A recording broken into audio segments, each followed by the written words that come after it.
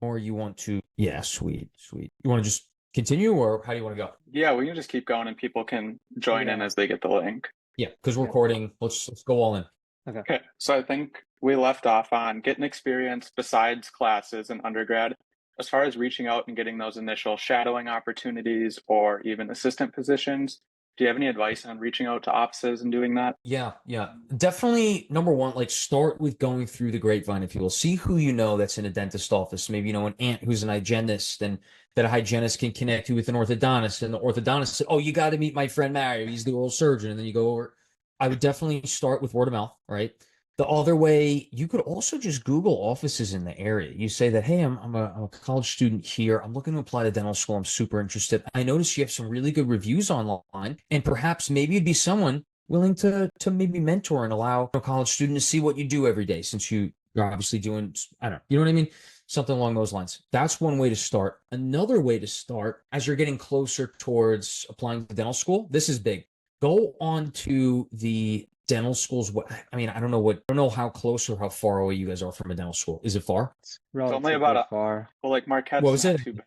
Marquette's like an hour away, but it's not super close. That's not super close, but not too far. The what Because what I was going to say is, if you could go on Market's website or somehow get in touch with someone at the school, you have that resource, PreDent Mentor Map. That's actually a great way to do it. Get in touch with someone who's at the school. But what I'm getting to is that a lot of these faculty members are part-time. And why is that important? If they're part-time at the school, that means they're part-time in a private practice. And those people are the ones that are going to be writing letters of recommendation. And if they already work there, you see where I'm going with this? That's a pretty good way to go about it. You know that they're going to be accepted as a letter of recommendation. They're going to be talking with people on the admissions board. They work there. Okay. So that's probably the biggest thing you could do. Good. And then as far as people taking gap years, do you have any recommendations for them outside of working in a dental office? It would be a good idea to work in a dental office. I took a gap Yeah. year. During that Yeah. gap, I packed my plate tight. I was working two different lifeguard jobs, one at the gym, get a free gym membership, right? Yeah. Probably a good idea. That was at nights. During the day, 4 or 5 times a week, I was a surgical assistant for an oral surgeon. And then on weekends, I was lifeguarding at another place. It was like an old age home. You know, all the say hello to all the abuelos, the grandmothers. But no, so lifeguarding is a great job actually. It's because you get the time to study, you could read, you could do certain things as tasks. But yeah, during your gap year, I think it is a good idea to be in a surgeon's office. Not a surgeon, but a dentist's office. The reason being is dentistry has its own language. I don't know if you how familiar you guys are with that. It's really good on your interview to be able to talk that language more or less. They don't expect you to know what a mesiodistal, on the buccal, the filling, where the apex is, but just generally, it's a good idea to understand, some dental terminology. And you're only going to learn that working in the office. You could study all you want, but having a conversation with people day to day is a huge help. And that it goes a very long way on the interviews. They consider that highly. And then when you were applying to dental school, do you have a recommendation of how many shadowing hours an applicant can have or should have? Yeah. And this was 8 years ago, but everyone was kind of just like, just get 100 hours and do it. I think I had like 130, could have been 150. I don't know. It wasn't more than 150 and it was over 100. Who knows? Get a significant number of shadowing hours as you can. I think I had like 30 or 50, maybe it was like 50 volunteering hours. I don't know if you need that anymore. It's really good. It's really nice and everything, but applying to dental school, it's like, I don't know how important that is. Yeah, I would try and get at least 100 shadowing hours. I know some people are getting like 300, 500. I mean, you could put psychopath on the top of your resume. I'm kidding. Okay. What's next? And then kind of going off the application as well, do you know how many schools you applied to and like for what reasons you applied to the schools? Yes. Residency was different. So I'll go into dental school. And also, one thing I want to say is if you're working in the office, that technically counts as shadowing or observing hours, right? They're just trying to test your commitment. They want to see that you're committed and actually interested in dentistry. And if you have over 100 hours, 200 hours, it's like, okay, so this student is committed to finding out what it's all about. Okay, just to kind of explain from the other side. Yeah, I applied to, let's see, I went to Stony Brook, so that's one. I applied to NYU, Rutgers, Buffalo, Toro, and Florida. I have family in Florida. All the are New York, and Rutgers was New Jersey. So I applied to those because they're in the area, they're near family. I would apply to, okay, so you're wondering about why. Those locations, I knew people at like Rutgers. I knew someone who's on the admissions team.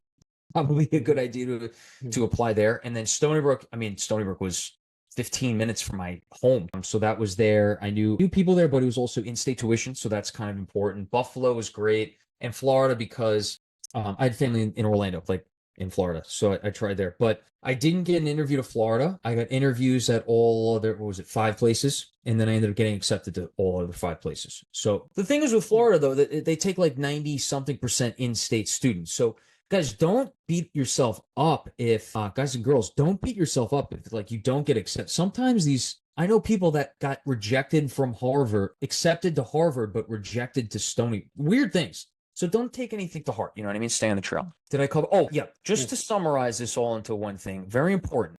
Don't think about applying, like, it's expensive. I would always recommend apply to more schools than less. Dental school is expensive. And you know what's more expensive? Time on your life. Now, don't rush into things. That's not what I'm saying.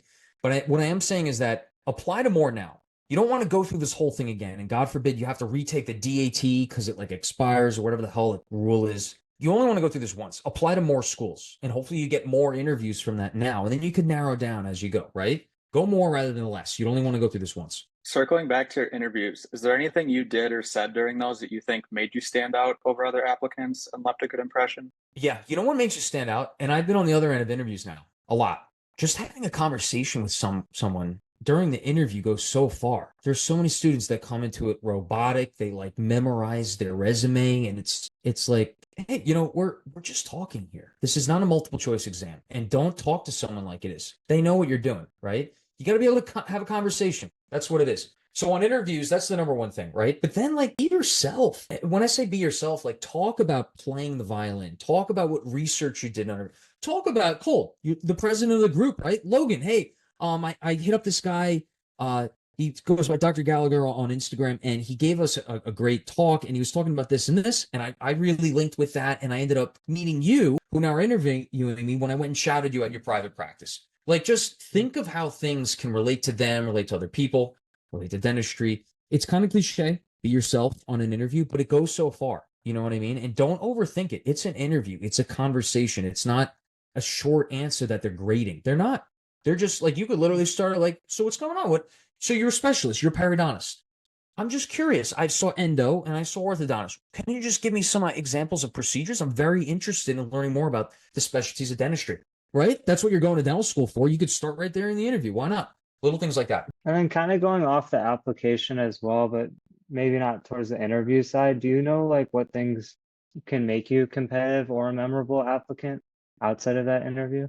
Yeah, it's going to be like weird things on your resume. Kind of like I was Okay. saying, like the pianist that Yeah. Juilliard was in my dental school class. Like she was a professional piano player, and she's like, I want to go back and go to dental school.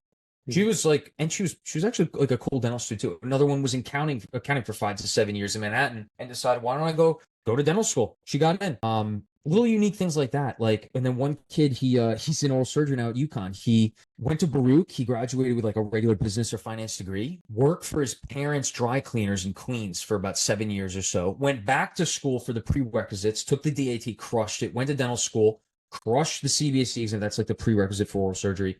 And now he's at UConn, crushing it. Those unique things stand out. So that's why I said before, like, as far as your majors go, don't be afraid to take a minor in, music, like music engineering, or like an audio engineer, or, something that's way off the deep end, but it's something you're interested in. Because one, it's going to make you stand out. Two, it's memorable. Three, you're going to be able to talk passionately about it on your interview. And you never know, someone on the other side might be like, oh, awesome, I play the guitar. Two of us, the other attending so-and-so plays the bass guitar, and we go and do our thing at the local bar. I don't know. That literally did happen to me on an oral surgery interview for Christianacare. So like it happens. And then when it came time for you to decide which school you wanted to go to, what were your top 3 things that you thought about for each one and compared them? Yeah. Hey, great question. I get this one a lot. If you consider yourself to be interested in specializing, maybe, and wanting to learn more about the specialties, it's a really good idea. And this is the hardest thing to get information on, is the history of how many students that dental school has placed into residencies and specialties year after year after year. So I looked at my schools, for example, right? It's Stony Brook, NYU, Toro, Buffalo, and Rutgers, those 5. Which one places like the percentage? So if you compare NYU, to Stony Brook Dental School. Stony Brook Dental School, my year was 44. NYU, year after year, is 400. If they both place 5 to 10 into oral surgery, which percentage is better? Stony Brook's, right? Much smaller class. Therefore, you have a better chance of getting into that specialty you want to go to. It's just basic math, right? But it's very hard to get that information. I'm working on it. So my buddy Sean and I created the PreDent mentor map. We're working on getting that information there. And it might take us another year or two because I'm so spread thin with residency and 2 startups, but we got to get it. And schools don't reveal this information. And it's debatably the most important thing you need to know besides what GPA do I need to get, a DAT score, tuition, and then how exposed, like what exposure am I going to get to these specialties? You know what I mean? Like if I do find that I fall in love with endodontics, do I have a good shot at getting in? Students want to know that, and they have every right to. They're paying to go to your school, hundreds of thousands of dollars. So we're working on it. And how's that? Do you want me to go further into that question or? No, I think that's perfect. Okay. Yeah, cool. Yeah, because I want to make sure I get everything. Yeah, and this is kind of a turn from, I guess, it does follow the application, but not necessarily like what we had talked about. Do you think dental schools care if you take the DAT twice? No, I don't think so. They're going to look at what score you get. Sometimes you got to take tests, especially admissions tests. You got to take it 2 or 3 times. Sometimes it happens. All right. Not everyone hits the ball out of the park on the first try, but sometimes that second try, you hit the ball out of the park further than someone else did on their first try, right? You can fail a test the first time, you retake it, do excellent. Now you know what you're studying for. Some of these tests you never took before, like the PAT we were talking about before, right? Before we switched over to Zoom. Okay, so that would be my answer, right? Makes sense? And then to wrap up the application section, can you explain or just list like what your top 3 things would be in order of importance when applying, such as DAT score, GPA, extracurriculars, things like that? Yeah. I just want to touch on another thing. When you retake the DAT, just really quickly, this is another way, and you're worried about them caring about it or not, think about how you're going to explain yourself on what happened. Why? Say that you're on an interview and the first, like, oh, so you took it 3 times. Why? I'm like, hey, my grandmother was really sick for the first 2 times I took it. And I studied as much as I could, but I didn't like my score. And so unfortunately, something happened. I got more time and then I was able to get the score I needed. And, I'm proud about that because that's what I'm going to be able to take to dental school is sometimes you don't get the best score on an exam. Maybe you don't get the best crown prep in the sim lab, but you can return, practice, get the repetitions, and do better on the final exam. That is exactly how it goes. You guys all know it. You're in college. It happens the same way. But to be able to say that and explain that on an interview and be able to bring it to the table like that, they're going to really like that. You know what I mean? Yeah. So I'm sorry, extracurriculars. Yeah. So as far as order of importance when applying, where would you rank like dental experience, DAT, GPA, and then extracurriculars? Okay. The first one you said was dental. Dental experience, like shadowing or work experience. Yeah, that's going to be towards they're going to filter you out basically like your GPA is important. What school you go to is important, right? Now, if you go to an Ivy League school, unfortunately they weigh it higher. Ivy League schools are tough to get into, right? Probably DAT. The DAT is the same exam that all the applicants took. So it's an equal playing field to kind of judge like, oh, this student got that student got that. DAT is definitely up there. And then your GPA is very high, school you went to. And then after that, I would probably say your dental experience, dental understanding, whatnot. They don't expect you to be able to take out a tooth, but you should be able to have a general conversation. You don't need to know everything. And then after that, I would say extracurriculars that you got to show some involvement. Everyone's getting good grades that's applying to that school. Everyone knows something. Like extracurriculars are more important for you, more important for that interview, more important for the conversation that's ahead. Yeah, and then kind of taking a turn from more the application, we had a few questions about dental school as a whole. Or what was your dental experience like, and how would you compare it to undergrad as far as difficulty goes? Yeah, so undergrad, you mentioned that you're taking about 14 credits this semester. And that's a normal range, right? I remember, I think average, it was like 15 credits. And then during my interview trail, I think it was Buffalo, they were like, to give you an idea, dental school is an estimate of about 32 credits a semester. It's a lot. And I'm not going to sugarcoat it. It is a lot. It is so much. And at some points you'll be, I don't know if Milwaukee or Minnesota, we said, right? I don't know if they have combined curriculums with the medical students. Stony Brook did. So we were taking the 2 or 3 medical school courses that are like year-long courses condensed into 3 months. And on top of those, we were going to the dental school 2 times a week. This is right off the bat. This is like 2 weeks in. We're going to dental school 2 times a week to learn about dental anatomy and tooth morphology and like the shapes, the structures, the unique things of every single tooth in the mouth. And the medical students didn't have to do that. Basically, you should compare it to like undergrad and also to medical school. Medical school, you're just taking courses all day long. That's it. You're just doing great. In dental school, you're doing all the courses, but then you're also treating patients, doing things in their mouth clinically. So you have didactics, which is the learning, and then clinic, where you're working with patients. And it's 2 to 3 times the amount of work, but I would probably say the medical school courses on average are a lot harder. So yeah, it's a lot of work. It's a lot of time. And I think the best thing during undergrad is to develop self-awareness. Understand how much time you need to study. Understand how you maximize your studying to get higher scores. How do you really learn? Are you a written learner or are you a visual learner? Personally, I use Quizlet. I like to flashcards. I didn't figure that out until dental school, like 3 years in too. Jesus. In undergrad, it would have went a lot better. So utilize that time now to really look on, and I'll get right into it. I like to call it efficient studying and effective studying.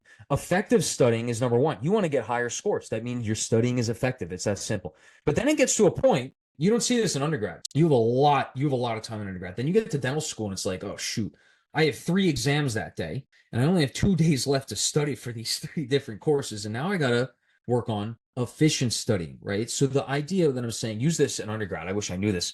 Try and get effective studying. Quizlet, using the premium version. I bought it. It's worth it. Put figures on every single Quizlet card. Put a different figure because you're going to remember that picture more than you remember the words. And when you memorize what figure is on every concept and term, you're going to remember both sides of the card. And I would like to do A, B, C. Question, answer on either sides of the card. If you do D and E, now it's just too much. If you're doing single, now you get like 3,000 cards. Efficient studying is studying, getting the same. So you finally got to 99s. How can I stay above a 95, but study from 4 hours to 3.5 to 3 hours to 2 hours and still maintain an A on an exam? That's efficient studying. And now that's how you get to the secrets in dental school of how do I study for 3 exams on the same day? Okay. And then when moving from undergrad to dental school, what would you say was the hardest thing for you to adjust to, and how did you deal with that? Oh, there were a couple things. I think number one is the amount of time. Literally every day is like 8 to 6, 8 to 5. And then normally in undergrad, you go and work out, maybe get a run in, cook. And now it's like you have a quiz tomorrow, you have an exam on Friday, you have a midterm next week, and every day is 8 to 5, 8 to 6. When do you study for those things? Do you see where I'm getting? Like, so it's a lot. It's a big adjustment period, that's for sure. The second thing is you go in undergrad, you go from like everyone wants to do something, everyone's good, like everyone gets whatever grades they get. But now you're taking the top students in undergrad and putting them all in a dental school. And everyone's got a different personality, everyone comes from a different culture, everyone's got a different style of competitiveness. Not everyone's a team player, you find out, which is, I don't know, like coming from my background, I played a lot of sports growing up. That was a shocker. And it was very unfortunate to find that out, that people will gaslight you and take the rug out from under you so that they get a higher grade. That's something I didn't anticipate. I didn't realize that there are people out there like that, but there are. And all you have to do is recognize it's a distraction. It actually doesn't have anything to do with your grades or progress or applying to a residency or specialty, and really kind of blocking out that distraction and just focusing on your thing, doing you, be a team player. Don't compromise your personality to get a higher score in an exam. That's not, people will remember you if you're a shitty person. They will, right? And they're going to remember you if you're dependable and reliable. And I would pick the latter. I'd say that's pretty good advice. And then as far as kind of going off like hard experiences, do you have one experience in particular that you would say was your worst during dental school? Like one moment or one day?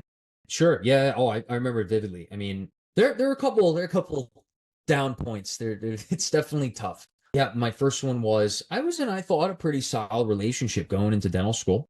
We'd been dating about a year. And then about 2 months into dental school, it went long distance. I went to Stevens Tech. It's in Hoboken, New Jersey. So it's right over the Hudson River outside of Manhattan, right? And now 2 hours the other way, I'm going to dental school out on Long Island at Stony Brook. It's 2 hours, 2 hour difference, right? And I thought we had a good relationship. It was strong, it was steady. And literally out of the blue, 2 months in, she was like, Brandon, I can't do this anymore. I see our lives going in different directions. And I'm like, you just joined a sorority, dude. Like red flags with the sorority. No, I'm kidding. But no, it's very important to really make sure that you understand that relationships are important and relationships change over time. You want to make sure that you have the same values and stuff, but distance happens, life happens, and unfortunately, relationships change and times change in dental school. It's a big commitment. Don't underestimate the amount of sacrifices you're going to have to take in order to get that next exam score, to apply to that residency. If you're interested in oral surgery, you're going to have to take that CBSE. And you're literally pot committed for 3 or more months, multiple times potentially. If you don't get the score you need on the first test, you're probably not, of sacrifice. Literally, like no parties, no seeing anyone, maybe not exercise. And it's different for everyone, but don't underestimate it. There's a lot of sacrifices involved, and it will affect your personal life and relationships, as my example proved to be. Yeah. Great. And was there anything you wish someone told you before you got to dental school? Yeah, travel. Before you start, don't think you're going to start studying early and I'll be fine when we start. No. Just jump in the deep end and go for it. You know what I mean? Travel, see the world, spend time, extra time with friends and family that you have now, because dental school starts and you're like, holy smokes, it's 3 months later, you haven't seen anyone. One of your family members is sick, you can't even go to see them. Like it can get really sad at times. It can be very difficult. So like utilize your time. And that goes back to the gap year that we were saying before. Utilize that gap year. I took a gap year. Pack your schedule tight. This is the only moment you will ever have to be out of the educational system. Think about it. Elementary school, middle school, high school, college. You're literally in school every bit of the way. Your gap year is your one opportunity before you're in school again to really get an idea of where do you fit in the world. How much do I like what I'm doing? Am I excited to go to, you are good. Traveling, spending time with those family members. Like I said, read a lot of books, listen to a lot of podcasts, exercise more, try things you never thought you would before because you have the time to do it. And you might not get that opportunity ever again. And then we had a few people ask, how did you decide to become an oral surgeon? And was this a decision made before or during dental school? I worked for an oral surgeon as a surgical assistant in my gap year. And it was really, the general dentistry and oral surgery that kind of took me from wanting to go to medical school and was like, all right, I want to go to dental school. This is pretty cool. Another thing was that in dentistry, you still do have more of an opportunity to have your own practice. In medicine, at least in this area, they all work for hospitals or like these big groups that are affiliated with hospitals. And they're an employee now. And now employee can mean one thing financially, and it doesn't work in your favor because half of it's taxed. But for me, as an employee, you work for someone else. So say you want to leave a little bit early, 1.5 hours early to your kid's soccer game.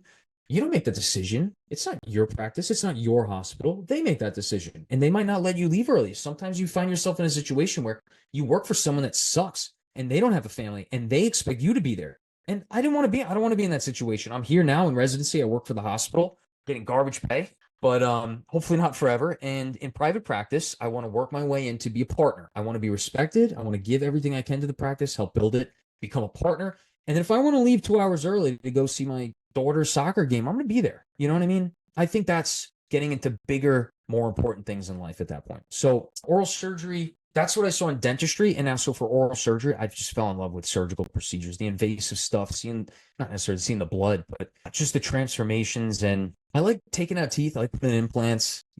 That's considered like bread and butter, simpler oral surgery. But, it can be considered difficult dentistry, if you will. And I found an act for that. I really enjoy it. And I've been told I'm pretty good at it. Comparing dental school to your residency now, are there any things that stand out to you as being glaringly different, or is it pretty similar? Also, by any chance, do you have the names of people that asked them so I could give them the shout outs? I don't, but we can have them put some in the chat for you. Yeah. I want to everyone that's here, and I appreciate you guys taking the time. I hope that you could take something useful from the conversation today. But I do want to make it a little more of a conversation and give you an opportunity to shout out. And I'll be recording this, putting it on the podcast, YouTube, and you can listen to it later. But also, it'll be there for the record. It'll be fun. Yep. So what was the question?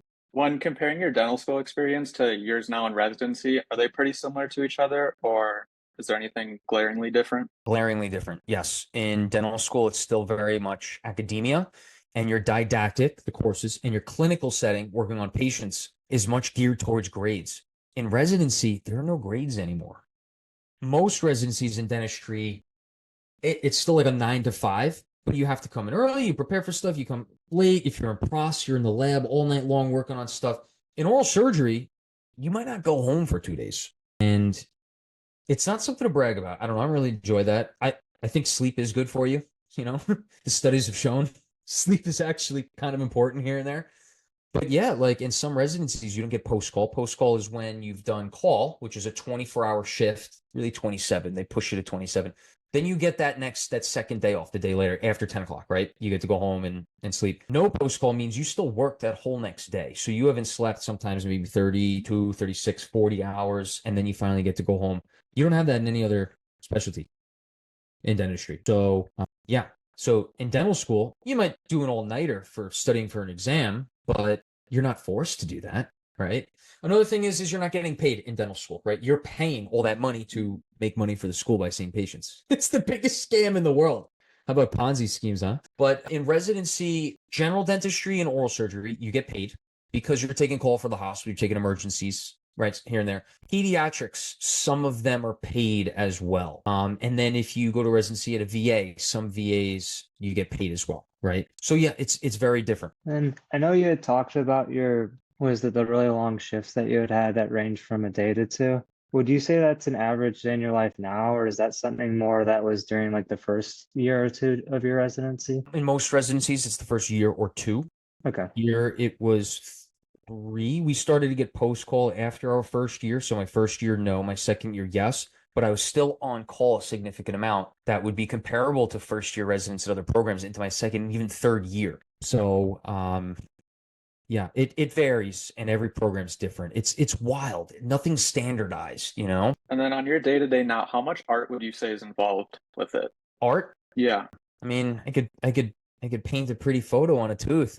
No, but I mean, there is art involved, I guess, in dental school because the symmetry and the balance of structures and aesthetics, as far as the teeth go, on like a very minute level, like a micro level. Yeah, I guess you could call it like arts and crafts. That's in dental school. In residency, no. I mean, we have a computer program where it's called DTX, where we plan these all on X cases. All on X is like all on 4 implants or all on 5 implants, whatever it may be. And I guess you could call it like digital art, but it's, you're taking an X-ray, you're looking at the vital structures, and you're putting implants where the bone is. And you could plan that ahead of time through this program. I find it to be pretty fun. But is it art? I don't know. Closest thing I could find to art now. That's fair. We had a question I guess it would be in the chat from Leslie, is how do you recommend reaching out to dentists to ask for shadowing hours and or for an individual with no dental connections? Yeah, I'll read that one more time. But did we finish all the prior existing questions? We still have some, but we could probably touch on these, like a few of these before we get to the other ones. Let's go through the chat. We'll go to Nora. We'll go to Will Zeller. And all right, so Leslie asked first, how do you recommend reaching out to dentists to ask for shadowing hours at an individual with no dental connections? Yeah, so you could Google local dentists, right? If they have higher ratings, they're probably good with working with patients since those patients write the ratings. And they're generally probably going to be good teachers, good mentors, and be willing to have you shadow them at their practice. The biggest thing was, if you can somehow, I would recommend looking into dentists that are part-time faculty at dental schools. They're part-time at the dental school, part-time in the private practice. Go there and shadow them. How do you find out about them? If you don't know someone through word of mouth, the closest thing I could get to, Leslie, is on the PreDent Mentor map. You could ask this question, submit it through the map to a current dental student at that school. Maybe they could get you in touch or give you the information of one dentist that has a private practice in an area outside of the school. Okay, that's the closest thing I could come up to that. Madeline's iPhone 2 asked, if our GPA is not where we want it to be, but we show an upward trend in performance, will dental school still consider the individual? Absolutely. And guess what? The GPA might be a good score that they can rank, they could judge you against other students at your school, but on a larger scale, it's going to be that DAT. So show that upward trend, good, and get a strong DAT score, because that's how they're going to put you on that level ground against other applicants in the country. Got it? Matthew J. Berman, what was the deciding factor in choosing a specialty instead of being a general dentist, and when did you decide? Specialty deciding factor. I knew I was very interested in oral surgery prior to dental school, but in dental school, I went on what's called externships. You go to the oral surgery programs for a week at a time, and you spend time with the residents. You assist them in the OR. Maybe they let you take out teeth at their program too, and you get an idea of what that program's like. And I really enjoyed that experience. I got to see some really good programs. I played basketball in college for 3 years, most of the time, and I really like the team atmosphere. I really like the team orientedness, and someone has your back. You've good friends there. You go to battle together, if you will. But I saw that in I saw that in dental school in the externship experience, seeing what those residencies and places were like. So that was one of the things that really drew me into oral surgery from other specialties, right? Next one is Nora Clossie. Did you live at home during dental school? And if so, did you find it beneficial or not? I did not live home during dental school, even though my home was only 15 minutes from the dental school. But I knew that I wanted to specialize. I did, right? Or would that might like to specialize. And if you find out later on you don't want to, or you don't get in, you still have general dentistry to fall back on where you can dip into different specialties. That's very important to recognize, right? Because it's never the end of the world. You have to recognize how to utilize certain situations and make it work to your advantage. The way you develop that is by self-awareness, So I felt that by living at home and wanting to specialize potentially in oral surgery, after a year or two, I was like, I got to do this. You need to study for that exam. Living at home, it would have been a distraction. My parents aren't dentists. They're in marketing and business, and they wouldn't understand that, I needed it to kind of cancel that. I lived in a house with 4 other dental students. So we were all on the same page, all on the same game plan, similar schedules, and it worked to the advantage. I would highly recommend it. You could save money by living at home. And a lot of people do it and it works for them. For me, I knew I had to get out of the house. I had to get in the house. I worked and it was great. Sean, I lived with him for 4 years. He's my best friend now, So definitely worthwhile. Friends are the most important thing in life. And then Will Zauner, on top of the letters of recommendation from science professors and a dentist you've established a relationship with, would a letter from a cardiologist show any value? Also, huge fan of your Dr. Gallagher. Thank you, friend. Thanks, Will. Oh yeah, Will Zauner. Yeah, what's up, man? And a cardiologist, I had, you want to get general dentists, not generals, you want to get dentists, you need to have like your department's like PreDental chair, I guess, or maybe it's a pre-health chair, depending on whatever the college has. I don't know what your college has, but colleges will have like a committee letter, right? You got to get that. But then mostly general dentists, I think I had an endovascular surgeon write one of my letters, a recommendation for dental school though. So don't count them out. But I wouldn't put it on the top of the list. You know what I mean? You're not going to come out with that profound cardiology letter of recommendation to a dental school, right? But if you have that well-renowned cosmetic dentist in the area of that dental school, they're all going to know about that person, right? They might not know about that renowned cardiologist. Make sense? Right? All right, Will. So, guys, let's go back to the questions on the list, and then we'll go back into the chat as more filter in there. Let's do that. Hey, guys, ask questions. Throw it out. I got some time here. Let's do it. Perfect. And then someone was wondering, what's the best way to approach taking their DAT for the second time? Yeah, I got time. We're good. Sometimes like being on second call every night. So I don't have to go into the hospital, but the resident below, like technically below me, I'm here 4 years. So a first or second year resident has to go in and then they'll call me if like, hey, we got a consult for, actually this happened last night, 2:30 a.m. Just to give you an idea of residency stuff. What to look forward to? Jesus, waking up at 2:38 in the morning, like, hey, we got an infection, we got to admit this guy to the service, got to go to the OR tomorrow. Like this, one of these, you can't even open your mouth more than it was like 15 millimeters. Anyway, you asked about taking the DAT second time, right? How to approach that? Well, do you know what you felt were your weak points and your shortcomings on the first exam, right? This is back to self-awareness. Self-awareness is the most important thing, right? Always everything you do, kind of keeping your back of your head, like evaluating yourself, like constant, like a yes or no. If I do this, would this happen? If I don't, would this happen? You know what I mean? It's like a win or like a win-win. Which one's a win? Which one's a loss? Constantly be doing that. And why is that important for taking the DAT? Because if you could identify, like, I thought math was going to be the one that I fell short on, and it was, well, now you know. But it's like, I thought it was going to be math, but it was actually reading. Well, then you need to work on both. You know what I mean? Like, really think about these things. So the way I would approach it is think about where your weak points are from the first DAT exam that you took. You obviously need to raise those. But don't discount the strengths, because you don't want your strengths to drop. You got a 24 on Orgo and a 22 on Gen Chem. You don't want those to drop. So also study to try and increase those too. And yeah, I'm saying you got to work harder on everything. I'm saying you need to work hard on your strength points, but harder on the weak points. Raise those up to get the score you need, and then bump those other ones higher, because that's the counterbalance. If you just can't get math up, you can't get reading up. Does that make sense? You know what I'm saying? There's so many ways we could go about this, but yeah. Yeah.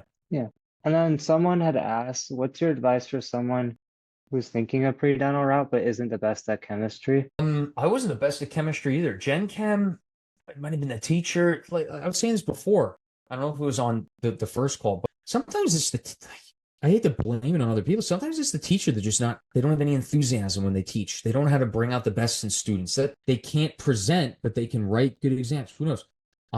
Yeah, I don't know. Gen Chem wasn't good for me. And then I went in on organic chemistry. I read like half the textbook before the year started during the summer.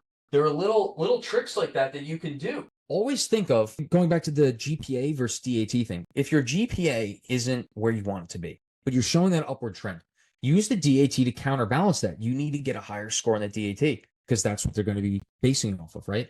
It's the same thing for chemistry. Maybe you're not a chemistry person, but you're a biology person and a physics person. The physics is good for the PAT portion potentially, but definitely for the math portion. And maybe you work hard on the reading portion. Bring up your weaknesses to make them mediocre and go all in on your strengths to blow it out. And that's what's going to define you at the end of the day. And then when studying for the DAT or just throughout your academic career, have you ever experienced burnout? And do you have any tips to prevent that? Yeah, you're gonna feel pretty burned out at times, and you just got to keep going. At the end of the day, it's like you either can do it or you can't, and the answer is probably whether you just believe that you can. And it might not. I don't know. Like if you really think about that, the question isn't actually if you can or can't. The answer is, do you believe that you can? Is that better? Cliche, sure. Maybe it sounds stupid, but it's the truth. I didn't get a 4.0 in undergrad or whatever. Like I did one semester, but like you gotta believe in yourself. And if you envision yourself to be a surgeon one day, to be, anything, like they're gonna have conquered some pretty massive feats. And whatever is giving you anxiety, whatever is giving you the feeling of burnout, take a step back, go for that run, cook that meal, meditate, do the yoga class, do the spin class, sweat it out, whatever you got to do. And literally in a few hours, you're going to feel a lot better. It will blow over. You're going to be alive tomorrow and just keep moving forward and go for it. And then we had a question for people that are shy students. How would you advise them to seek leadership? And then do you still think they could have a successful career in dentistry if they are shy? Absolutely. Yeah. Some of the greatest dentists, they know that they might have a difficult time conversing with people and connecting with the patient, but they take their time in explaining themselves. They take courses on, speaking, public speaking. There's a great book actually for public speaking. It's How to Win Friends and Influence People by Dale Carnegie. There's a lot on public speaking, interviews, how to just connect with people. I think that's a really good place to start. And to finish, there are like classes and stuff on public speaking and whatnot. But yeah, being shy is just another way to do it. And then, okay, the first part of your question was leadership opportunities. Sometimes you don't need to be the president. You don't need to be the vice president or the social chair. Sometimes you could just be someone that's a really good part of the team that does a lot, that always gives a helping hand. And that's a really good start for going into dentistry because there's always help needed somewhere, especially in residency. And then jumping kind of into your oral surgery and specialization path now, how many years of dental schooling did it take total after undergrad for you to be where you are now? It's 4 years, 4 years of dental school. And then going off it for the people that don't know, how long is oral surgery residency? Yeah. So there are two routes in oral surgery that you can go. It's oral and maxillofacial surgery. And there's a 4-year track and the other one's a 6-year track. The 6-year track is an extra 2 years because you're spending those 2 years in medical school and therefore you earn your MD. Now, why would you want to earn your MD? That's the question. Yeah, it's a lot of extra knowledge. I'm in the 4-year track, and I'll try not to be biased, but I'm going to joke around with it. It's kind of like taking a car mechanic and saying, let's go work on boats for 2 years and then come back when you're done, right? And the craziest thing is, at least in my program, the 6-year residents have 4 or 5, I think it's 4 less months doing oral surgery with their hands than the 4-year residents. So I'm like, what the hell? Why would I do the MD, even if at my program you get your free medical school? But that's great. You get your MD. You don't make more money. In fact, if you do this is something that I learned later on during dental school, you're interested in oral surgery, you're going to be considering each. And some people were considering the financial results. Since you're wondering, if you spend an extra 2 years in residency and say generally your career is like 30 years long, give or take, right? Or let's say you always retire at a certain age, like an average, maybe like 65, let's say, right? And you get out of residency an extra 2 years later. That residency salary is trash, by the way. I'm letting you know right now.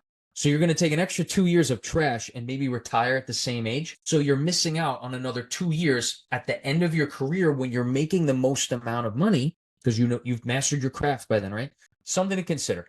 But yeah, so there's no, I just looked at, personally, I just looked at it, I was like, there's no added benefits except for more knowledge of healthcare, but I'm not going to use that MD. So why would I do it? It's time, it's more money if you have to pay for that medical school.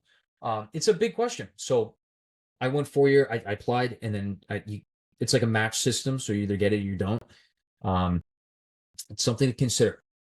If there's someone who thinks or knows that they want to specialize at this point, is there anything that you would recommend that they do going forward? Yeah, it'll all be in dental school, right? Once you're in dental school, that's when the wheels really start turning towards a destination. And shadowing, assisting in the clinics of those specialties that you want early on in dental school, I wouldn't worry about it too much. Keep your eyes open, like I was saying before, keep exploring and learning about all the specialties. But early on in dental school, the first year, you got to really get down the difference between like 15 on average credits a semester in undergrad to now 32 credits a semester in dental school on average, right? That's a lot. So that's one change. And now imagine 32 credits, and now they're fitting on, oh yeah, by the way, you got to see the patient Stephanie on Thursday. And now you're seeing patients on top of almost the same amount of classwork. That's a lot. That comes down to the studying and preparedness. But then later on, you start to understand how to do it. You manage it all better. You get the hang of it. And now your classes start to turn down because you have more clinic, but you get more time to really look into those specialties. You have rotations in different specialties, oral surgery, tricks. Spend as much time in those clinics, meet the residents, learn from them, learn from the attendings in those clinics. They're going to be writing your recommendations when you apply to those residencies, right? So it's good to get a relationship with them and learn from them. They'll be your mentors. They're there to teach. They're gonna teach you and treat you well. As far as if someone's considering specializing, how important would you say research in undergrad or dental school is? The best answer is that each dental school or residency is unique, where some residencies or dental schools, maybe they do a lot of research there. They're probably going to consider people that did research maybe a little bit more highly. And then other dental schools, it's like, oh, it looks good. It's great to see that you did it, but they're not very research oriented. You see what I'm saying? So it's very personalized to each school. Generally, the thing is with research now, it's like everyone's got everything on their resume. I mean, it's crazy the amount of, like, you guys as students, they're just such strong applicants, everyone. And then it comes down to those unique, they did 2 research projects. They did this amount of hours. They worked in 3 offices. They have a 4.0 and everyone's doing really good. So make sure you're doing as good as you can. You don't need to be perfect. I don't mean those numbers literally. But always make sure that you have time to do those things that you like to do and enjoy to do. And that's what's going to make you stand out differently as a unique applicant. And when looking at schools to apply to or attend, do you see any benefit between a med-based curriculum or a pass-fail system if someone wants to go specialize? Yeah. I've actually talked to program directors on this on my externship trail, trying out different residencies, and they're like, yeah, but the pass fail, you can't get an idea of how well they actually did. True, but if you look at most of these schools that have pass fail versus others, a lot of them are like Ivy League schools. They're like very elite schools that have pass fail. And then like the newly open dental school has like A, B, C and ranks their students. So and then what I'm getting to is that those Ivy League schools tend to match a lot of students into specialties. So I don't know. At least in my area in New York, do you guys have any schools that are pass fail near you? Not that I know of. Yeah, I think it's mostly East or West Coast is the closest. Do you know any schools on the West Coast that have that? I think UCLA and USC. I think UCLA. Yeah. Okay. So USC too. Got it. And then I know Columbia's pass fail, Harvard's pass fail. I forget what UPenn is. I don't know what UConn is. I think UConn's pass fail as well. They might be, right? And they generally place a good number into residency. Stony Brook is not pass fail. It's A, B, or C, but they don't rank, which is another thing. And I think that's why they place such good. It's a small school. Everyone does pretty well. And yeah, they place a lot into residencies. So I would consider that. I think it's weird because I think dental schools, they're like, we need to show our ranking and grades because residencies are asking for them. But if you look at the results, it's these schools that have pass fail and non-ranking that match more into the residency programs. So it's very ironic, but I would consider that. And then as far as the med-based curriculum, do you think that benefits other specialties outside of oral surgery, or is that do you think it's preferential for oral surgery? It's preferential for oral surgery. You could maybe say oral pathology because they work a lot with like microbiome and pathology stuff, and that's big in medical school. But no, I don't think so. I'm pretty confident that look, when you're going to be an endodontist to be doing root canals forever, which is awesome. I'm saying I don't think when you're learning about like gangrene of the big toe is really, really, it's not really doing it for you, So no, I Mhm. don't think so. Yeah. And then our last question as far as specializing goes, Who said the last question? Who's a buy? I wrote it down in the form earlier. So it was, how did you manage studying for the CBSE? And then when do you recommend to start studying for it? Yeah. The great questions. So let's start with how to, when to study and then to the CBSE you can take 6 times. But if you think about it, you can only take the CBSE twice a year. It's like once in January, February, and then once in July, August. So it's twice a year. Say you took it in your first year, second year, third year. The fourth year, your application's in. So you only need 6 tries, right? I would take it as many times as you can, but I wouldn't really worry about that so much during your first year. Your first year, you got to worry about handling what's on your plate before you go slap on another piece of meatloaf, right? Funny, right? But it's true because the CBSE is a monster, and I took it 3 times. I studied for it twice, and let me explain. By the way, I did a podcast with Brandon Axelrod, who crushed the CBSE. It's called CBSE Dissection. We have all the information you need to know about how to prepare for the CBSE. It's on YouTube, right? Like it's there to help. And I've gotten some really good feedback too. Like 6 students have reached out saying that this helped them for the last one in August. Listen to that. It's updated, right? I went through everything that I did for the CBSE that I'll explain now. And then we went in what he did because I mentored him into dental school and then through dental school. And he actually just got an interview. That's ironic. Just today, he got an interview at the program I'm at now, which is pretty funny. But then we went through everything that he did because there's new material. It's been 4 years. There's new materials and resources to study for that now. For the CBSE, I studied took it once after D1 year. So after first year, took it just to see what the heck this thing is. Then I took it again after D2 year, that second year. I studied like 3 months or more for it. I got a score that I could apply with, but not the score I really wanted. Then I took it 6 months after that in the middle of my third year. And that's when I got the score that I needed. Still not what I wanted, but I got what I needed. Okay, so then how would I study for it? What do you think that they were asking as far as resources? I wouldn't really worry about the resources just yet in undergrad. I think it was more the time management skills with how you had mentioned it was a lot of credits and then having to put that on top of it. I was going to say, I think that's more applicable and feasible and helpful. It was tough because the hardest time to study for it was the third time I took it. I only had a month because I was like, do I want to retake this again? I got to retake it. It was about a month and a week. And we were having we had courses from 8 to 10. It was like 2 classes. From 10 to 1, we were in clinic seeing patients. 1 to 2 is lunch. And then 2 to 5 is afternoon clinic. So, and we didn't have a library. So at the end of the day, I would get out at 5. I would speed over to Panera Bread. I wouldn't even buy lunch there. They probably hated me. I would go there. I would sit there from 5:30, all the way until 10:30 when they closed. I would bring my dinner. I would heat it up in their little microwave. I don't know why they have a microwave like in the common area, but they do. So I'm that weirdo that would walk in there and throw in like this frozen meal. And I would study there all the way until night. In the mornings, I would get up. So I had to be in at 8 for classes, right? I would get up maybe 5:30 and I would do studying for an hour. It was like test questions, studying for an hour before I go in, and I would review it in the classes that I was supposed to be, paying attention in, study it there. During lunch, finish that review of the morning's questions. And then as soon as you get out, you're back to it. As far as time management goes, remember, it's not the rest of your life. There's a certain point where you need to lock down and study for those tests. And you got to put everything to the side and you need to recognize, like, I need to get this done until the studying's done. And sometimes you can't even say that's going to take 4 hours. It's going to take 6 hours. It's like when it's done, it's done. And that's how it goes. Sometimes you have to sacrifice the exercise. You have to sacrifice the seeing the families, working with friends. That's how it is sometimes. You guys know. And that was all our pre-done questions. So if we just want to run through the chat now and wrap it up. Yep, we're up to Matthew J. Berman. A lot of people on tonight. Thanks for coming out, guys. I hope this was helpful. And please, I do have some more time. I haven't got a call or anything. We're doing pretty good here. Yeah, we're doing good here. So a couple in the chat, guys. Put more questions in the chat. We'll get to these, and then we can wrap it up. Matthew J. Berman, what was dental school like with having the goal to specialize in mind? It made it more stressful. It definitely did. I'm not gonna lie. Sometimes you go in and you say that think I want to specialize in orthodontics or oral surgery or pediatrics, and you might not even be a competitive personality, but then all of a sudden, because people know that you're really considering your grades highly, they become more competitive weirdly without expecting it.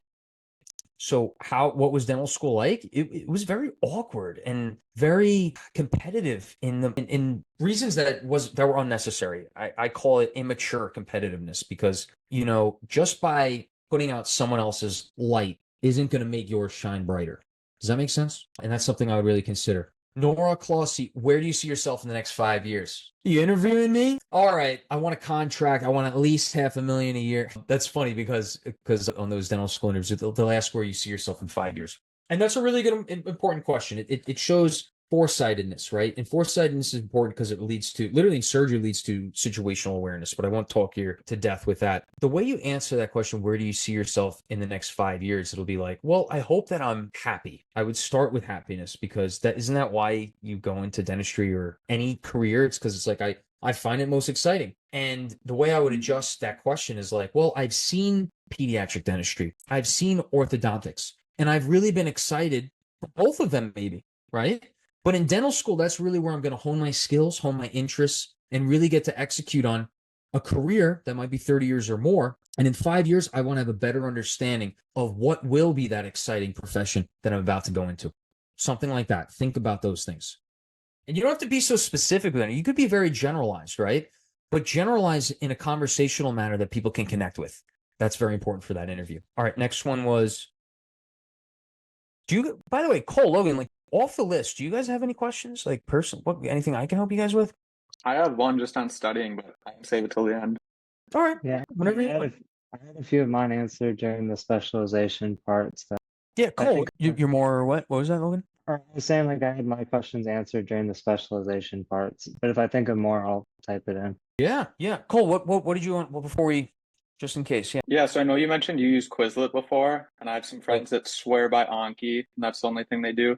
As far as studying in dental school, would you say that those two are the most effective ways, or what do you see other people do? There are plenty of ways. I started out, I was always going to be that douchebag that writes everything down, and it didn't work. It's a waste of time. When you're taking 32 credits a semester, that's double of what you're taking now, Cole, and some. It's that efficiency. You don't have time to be writing everything. If you were to write out a sentence that's this long, what's faster, writing it or typing it? Right? Type it. Then be fast. Speed is important. And Quizlet was great because of Anki's great too. Anki's excellent. Don't get me wrong. You just need to find a program that you could study fast and get those repetitions in. And that makes you remember it better. For me, it was definitely having the figures in the premium Quizlet version. Yeah, either one. What do you use to study? I don't use either of them. I just write down all my notes and then go through my slides and memorize them that way. So, the PowerPoint. That's good. That's great for figures. Yeah, writing down. There are, there's this cool thing called a computer or an iPad nowadays. Well, I have it on the iPad, so I just take notes as I go through. But yeah. That's so I don't write everything. But. Yes, and writing on the slides. A lot of people do that in dental school too. That's excellent. And then I found that when you write down things that they mention that aren't on the slides, and then you make a Quizlet out of that, because ultimately you really speed up those repetitions by doing question, answer, right? And now you guys have ChatGPT. I don't know if you looked into it, but you can actually plug in a PowerPoint and things to ChatGPT and say, make 50 questions on this as if it was a final exam of the semester. And all of a sudden you just created your own little practice exam. I don't know, maybe you could do that 3 times. And I don't know, I didn't have this resource in undergrad, but think outside the box. Use it to your creativity. Oh, you muted yourself. I guess that's it. Okay. Jasmine, Nora Clossie was the 5 years. Jasmine Alyssa Berset Nimis. Nice. As a freshman, how can I find out if I'm truly interested in dentistry? Is there any well, first, it's back to what I was saying before. Get yourself exposed, immerse yourself in that as much as possible. Shadow, observe, go into those clinics, find general dentists that you could shadow in. See if you can spend some time with it. Do you find it exciting what they do day in, day out? Are there any clubs or classes or people I can talk to in order to know a little bit more? Yeah, the PreDent Mentor Map, submit to get connected with someone, a current dental student at one of the dental schools. It allows you to ask them a couple questions, and you could slip that in there. You need to get some resources. We created the PreDent Mentor Map because I didn't have that when I applied. Sean didn't either. And We're still building it, but that's a resource you can use to get in touch with a current dental student at that school that just applied not so long ago. And that'll be the best person to talk to, right? Next thing you said, Jasmine, is it's a big commitment throughout my life. I've never considered it until now. Well, yeah, it's a pretty big commitment. I mean, you could do anything in life, right? It's probably a good idea to get a better, really know what that will be every single day. The prestige of dental school that you attend matters. Do you think that the prestige of the dental school matters? For example, Ivy League versus small school. Unfortunately, I've seen that it does in many cases, but fortunately beyond that is that some dental schools have a high match percentage of students year after year, consistently high percentage into specialties. And that weighs more importantly than Ivy League or not. Like Stony Brook, it's a state school, and they have a very good a match percentage into specialties year after year. So Ivy League it is what it is. But number one is the match history. And yeah, I think that answers that. Madeline's iPhone 2. Does studying abroad change how dental schools review or perceive applicants? No, I think that'd be pretty sweet. Like, oh, you studied in Italy? What'd you think about this and this? Did you go to Oktoberfest? I think it'll work to your advantage as long as you get good scores. Jai Yun Lee, do you think it's wise to add a minor but risk your GPA? Well, what are you going to minor in? Is it something you're interested in? Are you going to do that? A lot of people falling off. All right, it's kind of time to wrap it up in 5 minutes. Leslie, is it more important to obtain shadowing hours from general dentists than specialized? No, it doesn't. It really doesn't matter. Go to someone like that that can help you out. Try and get in touch with someone that may know faculty members at that dental school, right? You want to try and get close to that, but don't manipulate situations or, be suck ups. Be real, be a real person, real human being. Nora Clossie, what role does collaboration with your other healthcare professionals play in your day-to-day responsibility as an oral surgery resident? It's a lot. Like, for example, say you get a submandibular infection and we drained it out in the OR this morning. And say it doesn't get better over the next, 3 days. Well, you have to talk to the radiologist again. Let's get another scan. Has it improved at all? We got cultures that finally resulted in the petri dishes, in the labs, and it's resistant to the antibiotic we've been using for the last 3 days. Well, now we have to switch the antibiotic. So that's the infectious disease people that give antibiotic recommendations. Then you call up the pharmacist and say, hey, we got to get a vancomycin trough. I need to know for this patient's weight-based stuff like that to make sure that you have the right level of antibiotic in that patient, right? Vancomycin is an antibiotic that's measured that way. So yeah, there's a lot of it. And you're not doing this in any other specialty in dentistry, by the way, interestingly enough. Leslie, do dentists need to be certified to speak to patients in a different language or interpreters needed? Yeah, you need to be certified, or at least in our institution, you need to be certified. I end up speaking to them in Spanish anyway, and then going back through everything through Spanish because I think it's important for my learning to know some Spanish. And the only way you're going to learn it is by trying. Duolingo only goes so far. It's good, but it's not great. All right. Jian Lee said to everyone, CS. That was they were the one asking about. Yep. And that was going to be their minor. Yeah, I figured. Yeah. Really good. If you could do it, I would totally go for it. I mean, you never know. You might come out with an app that utilizes AI to look at patients' x-rays one day. If you have a computer science background and maybe an understanding, you're probably more likely to do that. If you're interested in, I would say go for it. Dude, like if your GPA takes a little hit, you can explain it, and that's going to go really far on that interview. You see what I'm saying? Nicole Saranac, if you had to take a semester off due to an emergency medical issue, will dental school hold this against you during that? How could it hold that against you? And you have every right in the world on that interview to say, look, like I had to take this medical emergency. Maybe you feel comfortable about saying it, say this and this happened. If you don't, say like, look, I really don't want to talk about it. What I would like to talk about is look at what I did after that. I went through a lot in this time period, but I came back. I got these scores. I got this GPA. I got this DAT. Use it to your advantage. Jayun Lee said, thank you. You got it, Jayun. All right, friends. I can stay on for another 2 minutes. I can hold out 2 minutes, and then I got to go. But what can I help with? Any other questions, guys and girls? I had a question, I guess, regarding like your future plans. Do you plan to I know like surgery, there's oral cancer, you can go in, trauma and jaw. Is there any one of those in particular that like you could see yourself doing a lot of in the future? I could, and it's really hard to explain. I do like doing trauma. I think it's awesome. Cancer, no. And I've done a ton of cancers the last 2 months. A lot. We did a neck dissection where, say, a patient has tongue cancer. It's either tongue or mucosa cancer, like the cheek. And we took that, the cheek, say, for example, we took that out. And then you do a neck dissection, which basically you dissect through the neck, you open up all the structures, and then you identify where the tumor is and the lymph nodes that it connects to, that it spreads to. You take all those out and then you send them out to the pathology, literally while the patient's still asleep, and then margins around, say, where the primary area of the cancer was. So now you'll know if it's spread to the lymph nodes, and then you'll take it out of, let's say, the cheek, and then you take what's called the margin. That's the edge of the mucosa that's still in.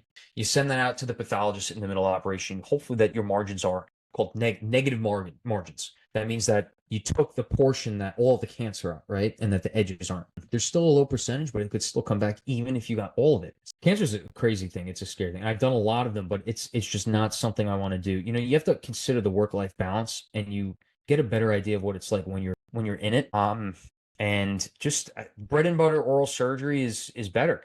You also have to consider, things change. Like back in the day, how do you market yourself? Well, you go to the hospital, you take call, and you meet patients. You find out they need a tooth removed. You put in an implant. Now you're developing a reputation, marketing by working for the hospital. Nowadays, dude, you could do so much more marketing on TikTok, Instagram, LinkedIn, B2B marketing, getting in touch with a dentist in your area for referrals and stuff. And the hospitals aren't even paying surgeons to take call in some places. You're literally doing free work. They're having you come in at like 3:00 on a Saturday. You're studying for your board exam. You got a 3-month newborn that you just left to go into the hospital to do free work. I'm not really enthused by that. These hospitals can pay surgeons to do their work and actually have some respect for them. And then we could talk, right? I'm not shying away from work, but we need to get back to a point where like specialists and doctors and dentists are respected again. I mean, like it's getting a little bit out of hand. And I could go on a rant about insurances haven't reimbursed their pay for treatment that's already been done for like 20 years. There's a lot of corporate dentistry going on. It's ruined medicine, unfortunately. And now it's starting to get a hold of dentistry, which is changing it. Because a corporate job, you're going to be employed, right? A private practice, you're going to work, hopefully, to become a part-time owner there someday. And that's going to affect your quality of life. It's going to affect your pay. It's going to affect how much taxes are taken out of your paycheck. It's going to affect who makes the decisions in the place. It's very, very interesting. Very interesting, these things. Well, I think that's it. We got all the questions answered, and the chat doesn't seem like they have any more. So if there's nothing else, you guys can head out, and we'll see you next Wednesday for our next meeting. And then thank you for coming. It really helped us out a lot. Yeah, of course. Thanks for having me. I hope this was great. hope this helps, from inside, hopefully a little motivation, studying for those exams. Oh God, the amount of exams. They add on more exams. These people that just give the same exam every year. Like, let's do something for once. Prepare me. But Grace Keep said thank you. That was very beneficial. Awesome. Yeah. Well, I hope that helps. We'll send me the recording and Google Drive link, whatever it may be. I'll pop this up on the podcast YouTube channel. Can be listened for later. And guys, anything I can help with, please just DM me. Just send me a DM. I'm always available. I get back to you, as soon as I can. LinkedIn and Instagram, I'm always on those too. Awesome. Thank you. This was a great turnout and super good to have. You got it. I'm here. All right, gentlemen. Everyone on the